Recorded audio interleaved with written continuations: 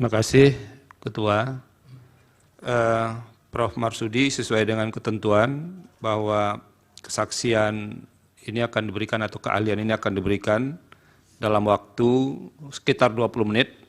Jadi presentasinya lebih kurang 10 menit, nanti ada waktu pendalaman lebih kurang 10 menit. Dipersilakan. Bismillahirrahmanirrahim. Yang saya hormati, yang mulia Ketua dan anggota Majelis Hakim Konstitusi, yang saya hormati teman-teman dari pemohon terkait dan termohon, serta Bapak Ibu sekalian, Assalamualaikum warahmatullahi wabarakatuh. Waalaikumsalam.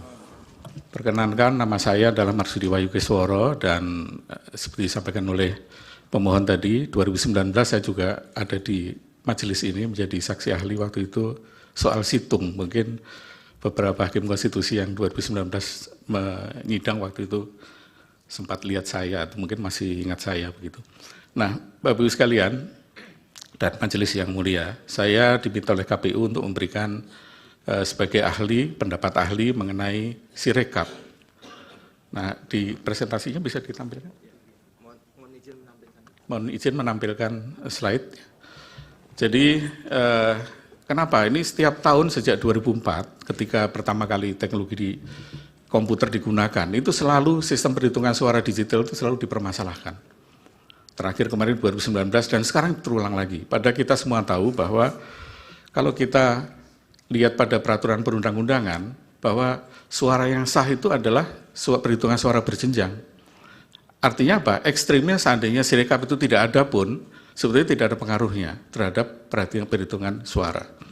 Karena kita lihat dalam perhitungan suara itu seperti apa. Tapi karena sudah dipermasalahkan berbagai macam masalahnya, maka izinkan saya nanti menyampaikan apa yang saya lihat tentang Sirekap ini. Saya memang Sirekap ini tidak terlibat dalam pengembangannya, karena kalau 2019 saya situng masih banyak terlibat, tapi 2024 saya agak naik gunung begitu, tidak turun gunung lagi, tapi karena masalah-masalah ini kemudian saya terpaksa untuk melihat seperti apa Sirekap itu. Nah, informasi tentang Sirekap saya lebih banyak dapatkan dari teman-teman dari developer, sehingga nanti kalau ingin tahu tentang dalamnya Sirekap, Bapak, Ibu, dan yang mulia bisa mendalami dari developer. Nah, Sirekap itu apa sih? Jadi saya ambil dari undang-undang, dari peraturan KPU nomor 66, sebetulnya Sirekap itu adalah sarana untuk, pertama adalah publikasi hasil perhitungan suara dan proses perhitungan suara. Jadi publikasi dari kedua hal ini, tapi serta juga alat bantu untuk rekapitulasi. Jadi dia adalah alat bantu. Nah, arsitektur Sirekap sendiri itu terdiri dari dua. Jadi yang mana dipermasalahkan nanti harus jelas. Ada dua, yang pertama Sirekap Mobile. Sirekap Mobile itu adanya di HP. Itu aplikasi yang kemarin ditampilkan itu ada semuanya Sirekap Mobile itu. Yang ada di KPPS. Jadi digunakan oleh KPPS untuk mengupload data, itu adalah Sirekap Mobile. Yang ada di dalam handphone atau telepon selulernya, karena itu ada banyak di sana. Kemudian masuk datanya ke dalam Sirekap Web. Nah, di Sirekap Web inilah kemudian data direkapitulasi dan kemudian ditampilkan di web yang sering kita lihat sebagai info pemilu 2024 itu. Artinya apa? Jadi sebetulnya flow-nya adalah data itu masuk dari Sirekap Mobile. Kemudian Sirekap Web tugasnya adalah lebih kepada untuk melakukan konsolidasi, rekapitulasi, dan sebagainya, dan kemudian melakukan virtualisasi atau mengekspor datanya ini ke web, dan kemudian kita bisa lihat tampilannya di web. Nah, yang mulia dan Bapak Ibu sekalian, problem pertama dari Sirekap Mobile, jadi supaya clear saya sebut sebagai Sirekap Mobile, dia mengambil data dari form C1 hasil, yang isinya dibuat dengan tulisan tangan, menggunakan teknologi yang namanya Optical Character Recognition atau OCR. Ini adalah sebuah perkembangan kemajuan dibandingkan situng dulu. Kalau situng dulu itu angkanya itu di entry manual, sehingga bisa timbul kehebohan seolah-olah ada kesengajaan entry yang dinaikkan dan sebagainya. Maka teman-teman developer untuk Sirekap ini menggunakan secara otomatis. Jadi tulisan yang ada di C1 hasil itu di-scan, kemudian di-capture, kemudian dirubah menjadi angka. Nah, disinilah problem pertamanya muncul. Pertama, karena tulisan yang ada di form C1 itu tulisan tangan, dan kita tahu semua bahwa tulisan tangan tiap orang itu beda-beda. Apalagi tulisan tangan di 822.000 TPS yang pasti orangnya berbeda dan tulisan tangannya bisa berbeda. Ada mungkin di KPPS yang mengisi ini tulisannya bagus, mudah dibaca. Tapi mungkin juga ada sebagian besar juga yang tulisannya kurang bagus. Bahkan yang tulisannya jelek. Saya sendiri termasuk orang yang tulisan tangan saya itu sulit dibaca. Nah, sebagai contoh, kita lihat di sini, dalam menuliskan angka saja, itu stylenya bisa beda-beda. Ada menuliskan angka 4 dengan kayak kursi terbalik, atasnya terbuka, tapi ada juga seperti yang di pojok sebelah kiri, 4 itu tertutup atasnya. Demikian juga angka-angka lain, 1 ada yang menggunakan, ada yang pakai topi dan sepatu, ada yang cuma garis saja. Nah, karena itu, optical character recognition itu, kalau di laboratorium, itu akurasinya masih sekitar 99%. Jadi masih ada kemungkinan error 1% di sana. Tapi kalau dipakai di lapangan, itu bisa lebih rendah lagi. Nah, paling tinggi itu sekitar 92-93%. Jadi ada kemungkinan 7% salah ketika OCR ini merubah gambar menjadi angka. Nah, ini problem yang pertama. Problem kedua adalah karena Sirekap Mobile itu ada di install di masing-masing handphone dari KPPS, maka yang terjadi kita tahu bahwa handphone itu beda-beda mereknya, beda-beda kualitasnya. Ada handphone yang kualitas kameranya sangat bagus, ada handphone yang kameranya sangat kurang bagus. Resolusinya juga beda-beda. Nah, akibatnya terjadilah seperti contoh di atas di layar, itu form C1 bisa beda-beda, kualitasnya ada yang gambarnya jelas, ada yang buram, ada yang remang-remang, ada yang warnanya jadi putih, ada yang warnanya kekuning-kuningan, begitu. Ini dari sisi kamera, problem kedua. Problem ketiga adalah dari kertasnya sendiri. Kita lihat contohnya di yang form C1 yang di kanan itu kertasnya terlipat. Sehingga ketika terlipat ini bisa menimbulkan kesalahan interpretasi oleh OCR ini. Karena OCR ini bukanlah manusia yang bisa memperkirakan, dia hanya patuh kepada training data. Jadi sistem AI ini adalah sistem machine learning ini, dia diberikan data berbagai macam tulisan tangan, kemudian dari tulisan tangan itu dia pelajari dan kemudian dia bisa melihat ini apakah angka 1, 2, 3, dan seterusnya. Nah, tapi kalau kualitas gambarnya seperti ini menjadi masalah. Nah, jadi 3 masalah ini yang menjadi sumber ketika kenapa yang bisa menjelaskan kenapa ketika ditampilkan di web itu antara angka dengan C1 bisa berbeda. Nah, tetapi karena Sirekap ini adalah sarana untuk transparansi, maka ketika terjadi perbedaan dan kemudian terjadi keluhan atau komplain dari masyarakat, KPU kemudian segera untuk mengkoreksi itu, melakukan tindakan korektif. Sehingga makin lama errornya, kesalahannya makin lama makin sedikit. Nah, Bapak Ibu sekalian dan yang mulia, ini juga contoh masih ya. Jadi ini adalah contoh bagaimana ketika kertasnya agak miring begitu sehingga ketika di-scan itu menjadi tidak akurat angka-angkanya.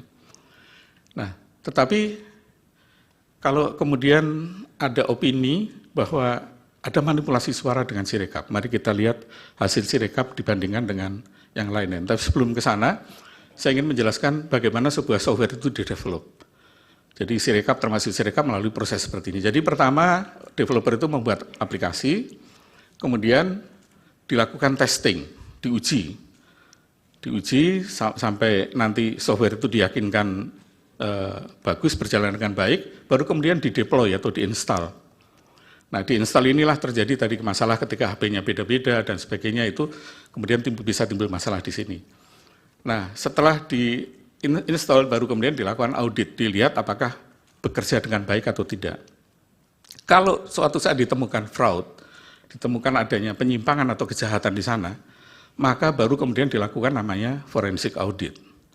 Jadi forensic audit itu ada tahapannya, tidak begitu ujuk-ujuk langsung dilakukan forensic audit. Kalau kita yakin ada kejahatan atau ada fraud di sana baru bisa dilakukan forensic audit.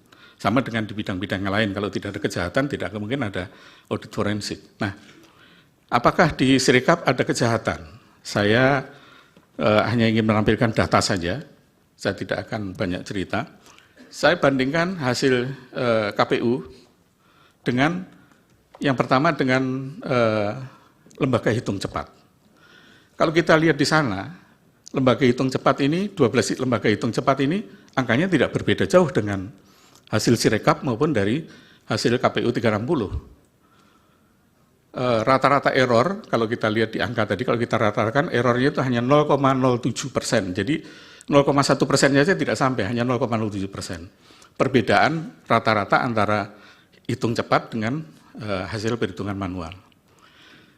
Nah, mungkin ada yang berpendapat bahwa hitung cepat itu kan sampelnya hanya 2.000 TPS. Sementara TPS kita 822.000. Apakah valid begitu? Nah, ada yang tidak percaya pada statistik, masalahnya begitu ya. Nah, saya ingin tunjukkan, kalau ini dari statistik dengan sampling, kita lihat bagaimana dengan real count yang lain. Jadi masyarakat sipil, yang dipotori oleh para tokoh-tokoh, mungkin ada beberapa ada di ruangan ini, membuat berbagai macam perhitungan real paralel dengan Sirekap. Ada beberapa, lebih dari 10 kalau nggak salah, tapi saya ambil 3 saja yang besar. Yang pertama adalah Kawal Pemilu 2024. Ini dipelopori oleh Netgrid, KIP, ICW, dan banyak sekali lembaga-lembaga yang sangat respectable di Indonesia. Sehingga hasilnya juga mestinya bisa kita hormati. Yang kedua adalah Jaga Suara 2024. Ini juga dipelopori oleh beberapa tokoh nasional, para ahli pemilu juga, mantan anggota KPU juga ada di sana, dan beberapa lembaga-lembaga yang juga respectable di Indonesia. Yang ketiga adalah Jaga Pemilu 2024. Ini lebih luas lagi, ada beberapa ketua BEM di sana, dan beberapa yang lain. Nah, mari kita lihat dari 3 ini hasilnya seperti apa. Ini bukan hitung cepat, tapi ini adalah real count, hitung nyata. Pertama dari perbedaan antara Kawal Pemilu, Jaga Suara dengan Jaga Pemilu dengan KPU, juga sama, tidak terlalu jauh. Yang paling tinggi di sana adalah hanya di Jaga Pemilu, karena Jaga Pemilu itu melakukan pembulatan. Jadi angka persennya itu dihilangkan komanya, dinolkan saja. Tapi kalau kita lihat, perbedaannya tidak banyak. Nah, artinya apa? Kalau kita lihat, kalau tadi hitung cepat tidak dipercaya karena sampel hanya 2.200 TPS, tapi ini adalah real count, artinya perhitungan nyata yang menunjukkan bahwa hasil dari perhitungan KPU itu tidak berbeda jauh. Nah, kenapa sampai terjadi masalahnya kemudian sampai kita harus bersidang hari ini, Yang Mulia dan Bapak Ibu sekalian? Karena proses Sirekap ini tadi seperti saya sampaikan, dari Sirekap mobile masuk ke Sirekap web, kemudian apa adanya itu langsung ditampilkan di web. Pada waktu mungkin Yang Mulia beberapa kalau yang pernah ikut sidang di 2019, saya sudah menyampaikan waktu itu mestinya itu yang ditampilkan di web itu sudah diverifikasi dulu. Jadi data itu dibagi dua seperti ini ya, misalnya. Jadi yang sudah verified itu tampillah di web. Yang belum verified itu di pending dulu, dimasukkan ke tempat sementara dulu sambil diperiksa, kemudian diperbaiki. Jangan kemudian yang diperbaiki itu yang ada. Nah, kalau ini mudah-mudahan nanti teman-teman KPU bisa untuk tahun 2029, biar tidak ada lagi sidang soal Sirekap, gitu. Maka mudah-mudahan bisa mengimplementasikan apa yang saya sampaikan pada hari ini dan termasuk 2019 yang lain. Jadi hanya menampilkan data yang valid saja. Yang belum valid ditunda dulu. Demikian saya kira Yang Mulia untuk presentasi dari saya. Saya kembalikan pada Yang Mulia. Terima kasih. Assalamualaikum warahmatullahi wabarakatuh.